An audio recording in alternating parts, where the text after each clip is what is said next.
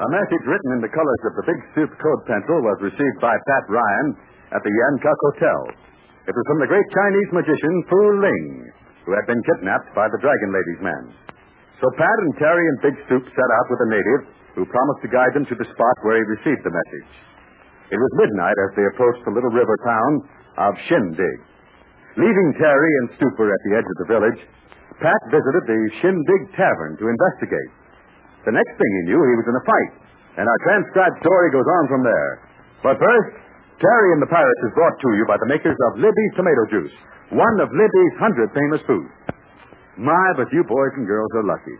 If you think that you can actually get a tricky rainbow pencil, a code-writing pencil exactly like old Big Stoop. Yes, you can get one for your very own. Now, you know all the amazing things Big Stoop can do with this wonder-working pencil, and how April has one and used it to mark her initials in rainbow colors on the Dragon Lady's raincoat. Big Stoop's code writer has 4 different colors in it. Yes, with just a single pencil, you can write in Chinese yellow or April green or Dragon Lady red or Burma blue. In all the world, there's no other pencil like old Big Stoop's, like the one that you can get. And getting it is so easy. Here is all you do. First, ask your mother for the labels from 2 cans of Libby's Tomato Juice, that grand-tasting, rich in vitamins tomato juice you've heard so much about. You'll need 2 labels from Libby's Tomato Juice. Now, on the back of one, print your full name and address. Then mail the labels with just 1 dime to Terry in care of Libby's, Chicago, Illinois. Before you know it, the mailman will bring you your tricky rainbow code writer, and boy, oh boy, will you have fun. You can write code messages to your pals the way the Big Stoop does. You can draw colored pictures, use the pencil just like crayons. And, kids, that's not all. You can play a trick with it that will sure have the other fellows guessing. You see, your Big Stoop code writer has a yellow cord on the end. You put that cord through your buttonhole in a special way you'll learn about, and then you just dare anybody to get that pencil off. Now remember, your keen-looking rainbow wonder pencil is waiting for you to send just 1 dime and 2 Libby's Tomato Juice labels. So hunt up those labels and that dime right away. Send tomorrow for your Big Stoop code writer. Now be sure to enclose your full name and address. Write to Terry in care of Libby's, Chicago, Illinois. And now, Terry and the Pirates. Determined to rescue Dr. Fu Ling and his assistant, Fu Shi, Terry, Pat, and Big Stoop have come to the ugly, poorly lit village of Shindig, which sprawls along the river. As Pat Ryan sat in the ramshackle Shindig Tavern, he was surprised to see the girl who she dragged in by a tough mug called Jigger. Pretending not to know who the girl was, Pat tried to help her. This ended in a tavern brawl, and in the confusion, he escaped with Fu Shi. But they were being pursued in the darkness by many men. In desperation, they hid in a small shack. Before they had time to turn around, voices were heard outside, and Pat said, "Now look, Fu Shi, there must be a side or a back window in this shanty. You beat it out of here." What about you? I can't manage much more travel. That fight with Jigger back there at the tavern didn't help me. But you must not stay here. Besides, I have a bum wing. If you want another excuse, I'm staying around these diggings until I locate your boss, Dr. Fu Ling. I do not know where he is. I was taken aboard a motorboat and brought here. I have seen nobody but the man they called Jigger. He took you off the boat and brought you to the tavern? He was going to lock me in a room there. Yeah, he said he had orders. But I wonder what he's doing now. I wonder where Doc is, too. We must escape. We cannot be caught. Now, listen, you do as I see and get out of here, will you? Now, listen. Terry and Big Stoop are hanging around somewhere at the north edge of the village. You try and find them, see? Terry will send you back to Yancock so you'll be safe. Now, quick. Somebody's coming. Go out that back window and don't get caught. Tell Terry what's happened and he'll know what to do. I will send help back to him.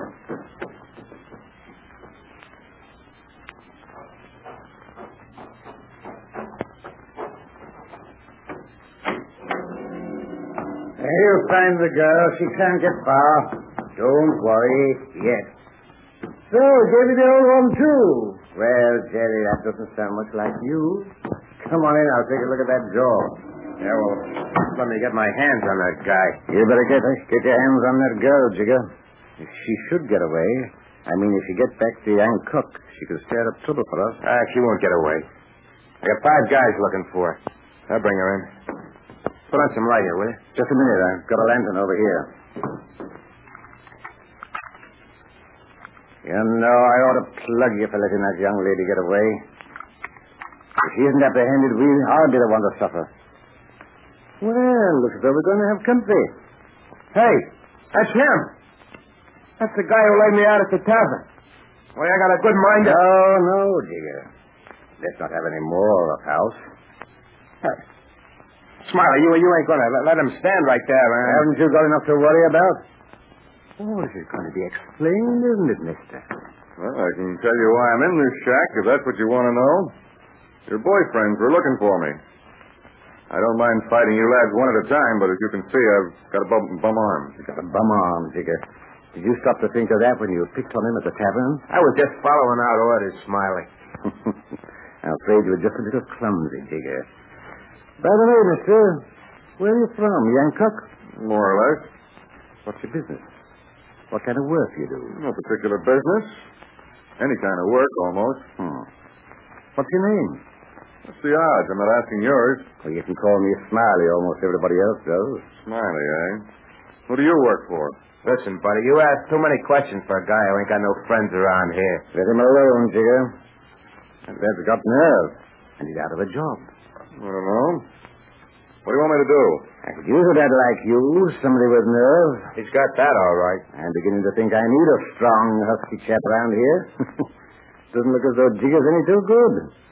If we don't get that Chinese girl back, it's going to be too bad for all of us. Listen, Smiley, you can't hire a guy you don't know nothing about. I'll do the talking, Jigger. This is my affair. Any man who can knock you out, he's all right for my money. Well, maybe I won't like the job. Pays good money. You better grab it. Yeah? But who am I working for? You'll be working for me. Indirectly, you'll be working for, well, somebody else. Now, about this job, I want you to hang around the Shindig Tavern tomorrow night and wait for a fellow to blow in. I've got a hunch he'll show up. Well, why don't you wait for the guy yourself? I've got other things to do. Well, as long as I'm here, I suppose I better throw in with you lads. But I still wonder where that girl is. Don't wonder. I run this place. Everybody in Shindig works for me. She'll be back. Where did she come from? If I remember, somebody called her Who's She? She came here in a motorboat along with somebody else several hours ago. I want you and Jigger to be friends.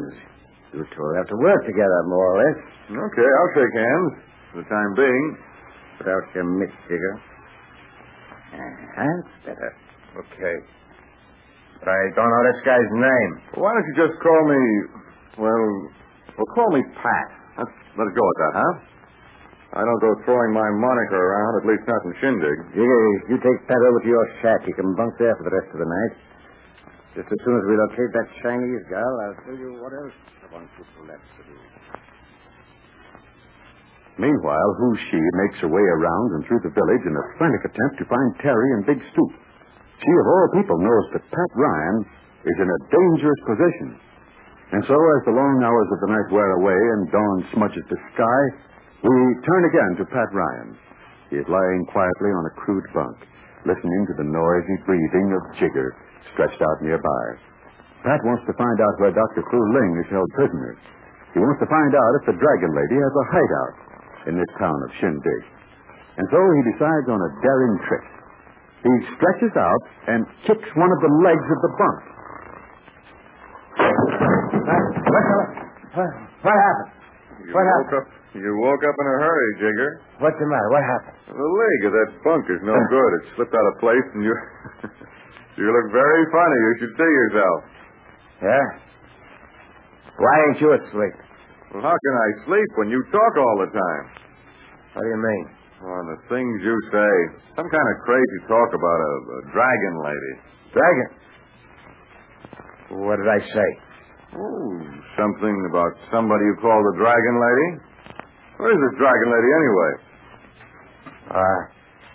I was just having a nightmare, I guess. What else did I say? You said plenty.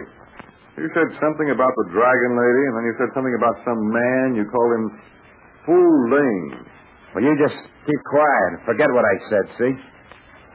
In this river town, it ain't healthy to use the name of the Dragon Lady when you talk out loud. No? Well, maybe I'll tell Smiley about You keep your mouth shut. Listen, I'll tell you something. You and me, we're working for Smiley. Who do you think he's working for? Smiley's taking his orders from somebody who's got a lot of influence. Oh, I catch on fast. He's working for the Dragon Lady. You can figure it that way if you want to. And what about that guy, Fu Ling? Where does he come in? I've done enough talking. I shouldn't have told you what I did. Now, listen, you better finish what you started. If you don't, well, as soon as I see Smiley, I'm going to tell him what you told me. Now, look. Don't do that. All right, then. You talk and I'll listen. I can keep my mouth shut. Look, I don't know everything about this setup. I came here on a motorboat from Yankuck. We had 2 prisoners on board. That Chinese gal, the one that got away, and a fellow called Dr. Fu Ling. Prisoners of the Dragon Lady? Did I say that? Okay. So where are they now? Fu Ling is locked up someplace in this town. I don't know just where. I didn't bring him ashore. I just brought the girl. I was going to lock her up in a tavern. I see. And that's when I stepped in and we had our little roughhouse. Okay, so much for that. But what's this job we got at the Shindig Tavern tonight? We're going to wait for a guy. Yeah, but when does he arrive? Well, here's the way I got it from Smiley. That Chinese guy, Dr. Fu Ling, he sent a message by one of the natives to a guy in Yankuck, see? Yeah? Well, Dr. Fu Ling sent this message in some kind of trick pencil writing. He tried to get somebody to come here and rescue him, see? Yeah? He sent this message to a guy in Yankuck by the name of Ryan. We know all about it, see? And we're kind of expecting Ryan to show up tonight. Oh, I see it all now. The message was a trick. But Dr. Fu Ling didn't know it. That's right. But I don't know anything about this guy. But between you and me, I think we can handle any fellow named Ryan, don't you? Brother, you don't know the half of it. Well, here is a fantastic situation. Jigger, one of the Dragon Lady's men, is telling his new acquaintance that their job is to wait and make a prisoner of a fellow named Pat Ryan if he shows up at the Shindig Tavern. Little does Jigger realize that the very man he's talking to is Pat Ryan himself. I told you, boys and girls, Big Super's thrilling code writer, that marvelous wonder-working pencil that writes in 4 different colors, you can get one now. Yes, all you need is just 1 little dime and 2 labels from Libby Tomato Juice. Just that, and the Big Soup code writer is all your own. You can write secret messages in red or green or yellow or blue. You can color pictures with it, and you can work a baffling trick. So send at once tonight to Terry, care of Libby's, Chicago, Illinois. 2 Libby Tomato Juice labels, 10 cents, and your own name and address. Now, believe you me, life will be a whole lot more fun when you get Big Soup's code writer for your very own. Write to Terry in care of Libby's, spelled Libbys, in Chicago. For victory, patriotic Americans are buying United States savings bonds and stamps. In tomorrow's transcribed Terry tale, there's sure to be plenty of excitement now that Pat Ryan is practically working for the Dragon Lady. And let's not forget that somewhere in the vicinity of Shindig, we'll find Terry and Big Soup. They wonder what's happened to Pat. But you'll find out in this new Chinese River Town adventure. So don't miss a single thrill awaiting you tomorrow.